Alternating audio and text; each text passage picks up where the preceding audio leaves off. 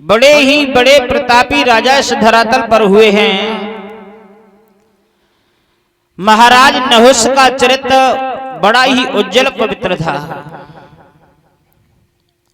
नहुष ने 100 अश्वमेध पूर्ण की। नहुष का ही पुत्र हुआ है जिनका नाम था याति। याति महाराज का विवाह देवयानी के साथ कैसे हुआ? एक ब्राह्मण की पुत्री देवयानी, याति यादव है, यादव के साथ विवाह ब्राह्मणी का क्यों हुआ?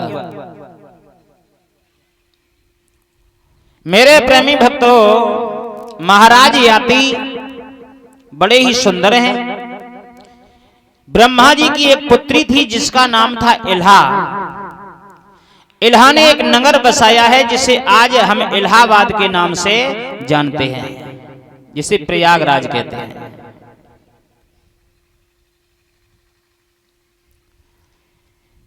इसी इलाहाबाद के राजा याति बने।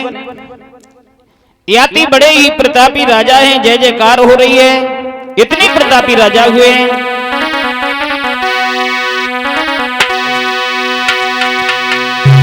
नीतिबान भूपाली सोनाऊ हाली प्रजा रहलाजी,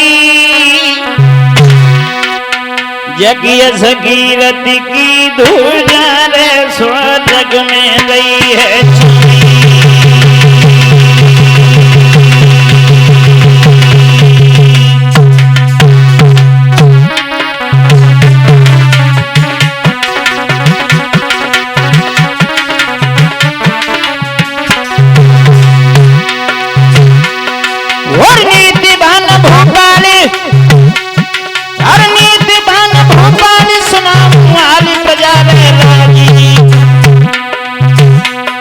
यज्ञ भगीरथ की धूजा रे स्वर्ग में रही है छाई।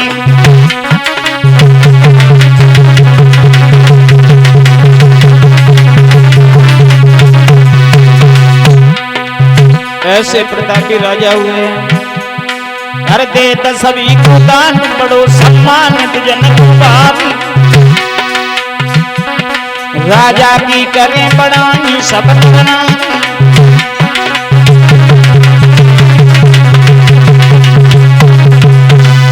आज महाराज की इस तरह चारों तरफ ध्वजा विराजमान है, जय जयकार हो रही है। ऐसे प्रतापी राजा कभी नहीं हो गए।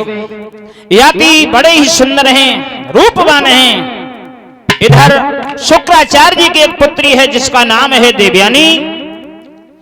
महाराज विश्ववर्मा के यहाँ शुक्राचार्य जी रह रहे हैं। विश्ववर्मा के यहाँ उसकी भी एक छोटी पुत्री है जिसका नाम है शर्मिष्ठा। दोनों ही लली बहुत सुंदर हैं। शर्मिष्ठा भी देखने में बहुत सुंदर है, देवयानी भी बहुत सुंदर है। इतनी सुंदर है कि जो चंद्र बादल योजियाती है कन्हैया, देखना नियति प्यारी है।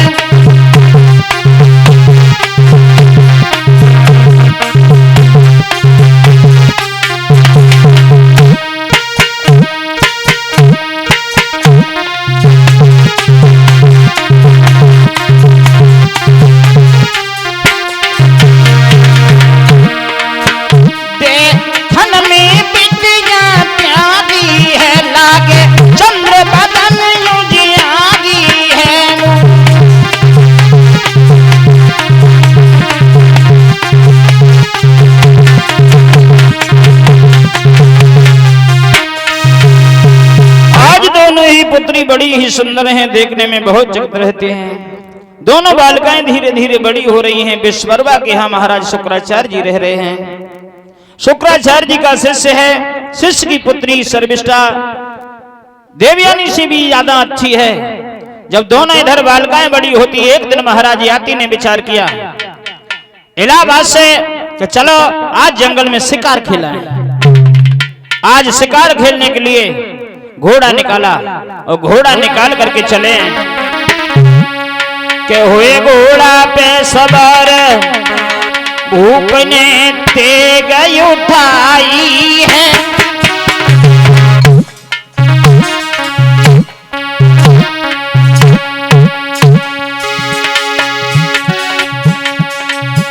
और माता पिता को सुमिर के लीनो असु सजाई है भाई।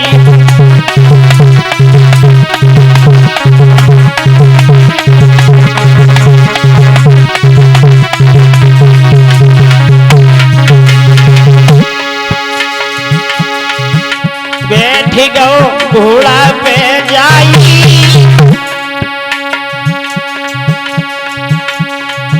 और चले श्री गणेश शारदा शेष मनाई।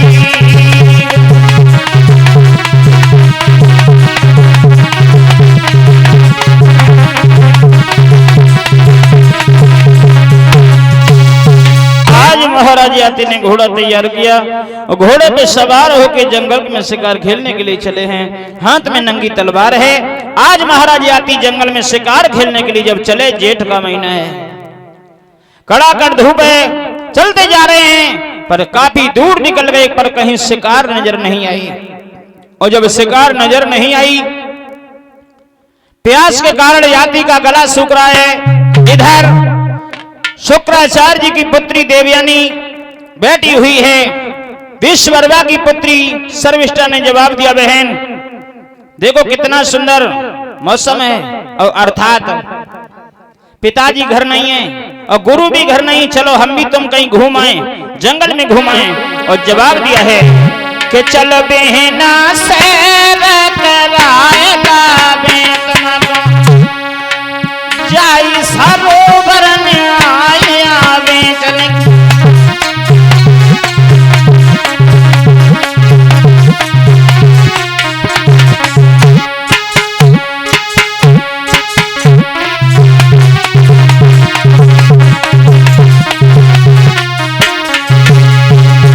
चल बहना सारी घुमाया बे चल के सरोवर स्थान बनाया बे चल।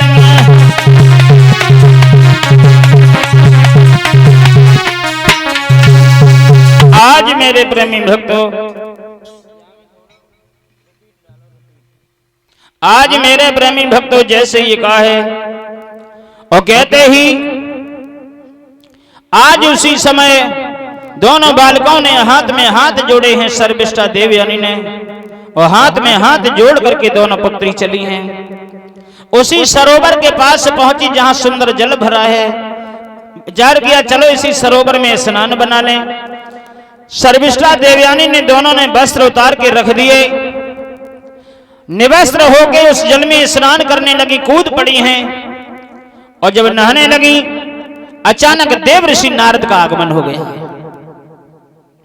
और जब नारद का आगमन हो गया है और नारद को जैसे ही देवयानी ने देखा, जवाब दिया, बहन नारद आ रहे हैं और यदि नारद ने देख लिया तो कहीं श्राप दे देंगे, इसलिए जल्दी से अपने अपने वस्त्र पहन लो। तालाब से दोनों पुत्री दौड़ी और दौड़ करके जैसे ही वस्त्र उठाए पर परीक्षित महाराज वस्त्र जल्दी में अदल बदल हो गए। देवयानी की सर्विष्ठा ने पहन लिए और सर्विष्ठा के देवयानी ने पहन लिए।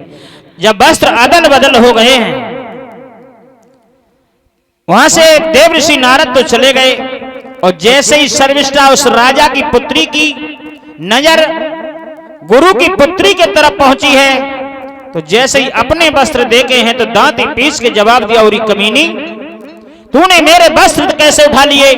तेरी इतनी बड़ी हिम्मत, तू मेरे घर में अनाज खा के बड़ी हुई और इसका मतलब तूने मेरे हाथ धोखे से वस्त्र भी चुरा लिए। देवयानी ने कहा, बहन बुरा भला क्यों कहती हो, धोखे से बदल गए, मेरे दे दीजिए, अपने ले लीजिए, इसमें क्यों झंझट डाल रही हो? देवयानी ने जवाब दिया, हम तुझे अब जिंदा नहीं छोड़ेंगे। सर्विष्ठा चिपटने लगी है।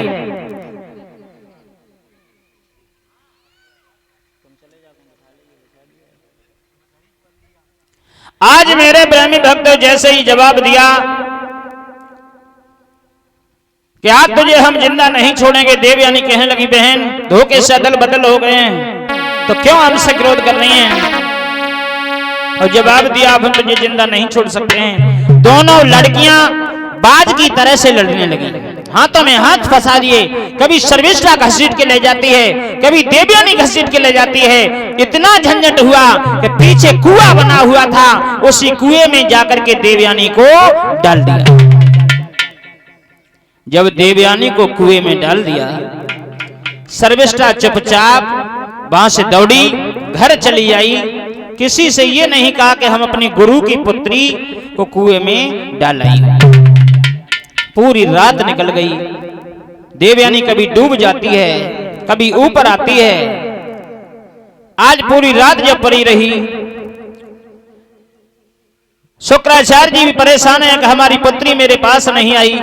इधर सुबह होते ही यात्री पुनः फिर घोड़े पर सवार होकर जंगल में शिकार खेलने के लिए चले आ रहे हैं। पर विचार किया, चलो इस कुआं पे थोड़ा पानी पिएंगे, उसके बाद हम आगे के लिए चलेंगे।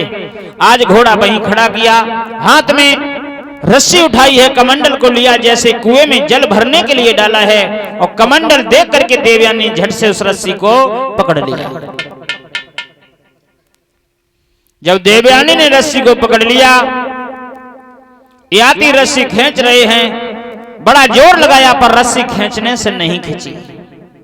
यात्री ने विचार किया, हमें ऐसा मालूम पड़ रहा है ये रस्सी कुएं में उलझ गई है। जैसे ही कुएं में झक करके देखा तो एक लड़की रस्सी पकड़े हैं। जवाब दिया, देवी तुम कौन?